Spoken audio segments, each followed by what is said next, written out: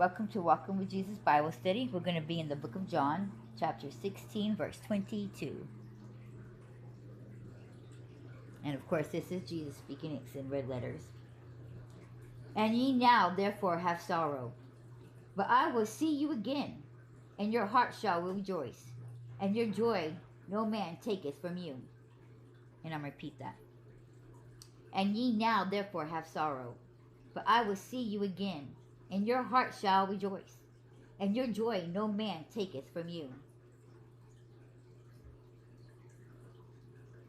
And grief is one of those emotions that it is inevitable that we face at some point. Whether it's, because of a close family member, a friend. But we don't want to be separate from the ones we loved. But Jesus understands the sorrow. And he's clearly speaking to the disciples that, hey, I've got to go, and you will experience the sorrow. But don't worry, because I'll be back again. And there will be no more sorrow. There will be joy. That joy will be eternal. No man can take it away from you. When we get to heaven, there is no sorrow, no pain, no grief, no anger. It's going to be happiness.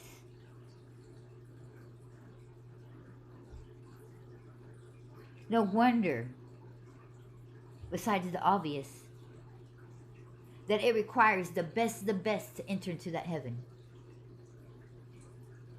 To live in a world where there is no pain, no sorrow, no death, no grief. We all want our kids to go to if we had the money and money was no object, that we would send our kid to the very best school that there ever was. A lot of people out there would do whatever it takes to get their kids into those schools. Well, and same thing when it comes to a sporting thing, to get the best football player, the best soccer player. When it comes to the Olympics, you want to be able to have the best trainer to make sure they get that gold. So there's no wonder why God and Jesus is seeking out the people who are the best, the ones who love him faithfully. No deceit, no evil. His laws and rules isn't to restrict us and to make us feel like, oh, you must do this and this. It's simply out of love. You can't have somebody who's going to be a murderer up in the new heaven. Because then what is the difference between that new earth and heaven and this one that we already live in? There's already evil in this world. You can't have the evil up in the new one, because then what is the point?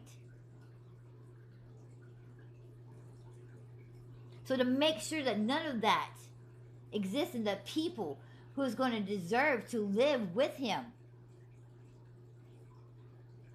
Yes, with God. That's should be the most major thing. We're going to be able to look upon God. Because we're going to be with him. Clearly it says in the scriptures, no man can look upon me and not die. When he was talking to Moses, when he was the only one that he allowed see face to face, it says it in there, that even he had hid him in the crevice of rocks and he could only see the back of him. Because his glory, his holiness is just too much. We are too evil. But when we're up in heaven, we'll be holy and we'll be righteous. That we'll be able to stand in front of him and be able to hold and endure that holiness and that righteousness.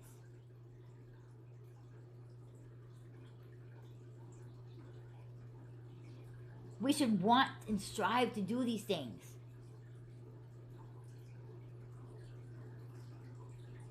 I mean, we got, what would you do for a Klondike bar? A lot of people go nuts, and that's just the ice cream.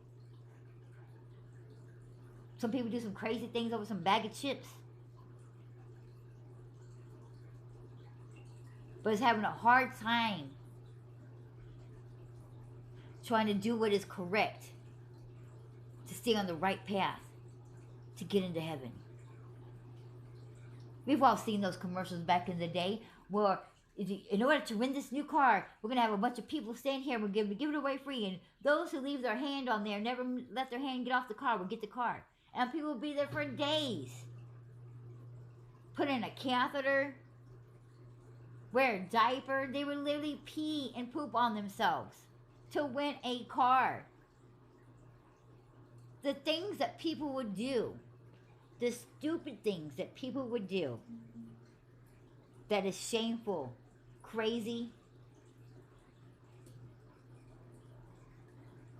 Would you sleep in this haunted house for $1 million, but you gotta last the whole night? I mean, there are so many things I can go on and on that they advertise, that people are just jumping and waving their hands and saying, me, me, me, I would do it, I would do it, I would do it, I would do it. But how many people do you see out there when it comes to getting into the kingdom of God that are saying, oh, me, you know, I can do all those things. I won't sin. I won't. Nobody's jumping up and down. And this is eternal. Something that's going to last for all of eternity. It's a life that never ends. And a paradise that never ends. Streets of gold. Houses made of diamonds and pearls. It's uncanny. The irony in it all.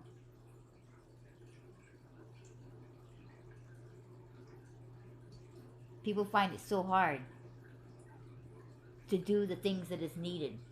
And it's so simple. It really is. Because if you love God and you love Jesus with all your mind, heart, and soul, these things just fall into place. It's not even that hard. The only thing that's hard is battling Satan, because he's going to constantly be keeping at you. And how does he do that? You may not see him, but he does that mentally. It's a mental battle. It's not for the weak. That's why you got to be in prayer. That's why you got to have a strong relationship with God. Because reading this word and being in prayer helps you to battle the mentally challenge that you're going to have in defeating the devil, who is going to constantly trying to mentally drag you down. That's where the battlefield is. It's in your brain. It's in your mind. He's sitting there whispering fear, doubt, disbelief, hatred amongst yourself, hatred towards other people. He invades your thoughts. He invades your dreams. So we got to be strong. It's hard. But don't worry, because you can do it. God has faith in you. He knows you can. He gives you the power to do so. And when you're constantly in this word, you can read how much you are loved. And just how much you can say, ooh, get behind me. Ooh, I know that is not from God. That is definitely of the devil. Ooh, Jesus rebuked that. Get behind me, Satan. Because he'll use that, and he'll use other people to say things to you, to get you to argue. Whether it's online, your family, a complete stranger, it don't matter. You're in a war.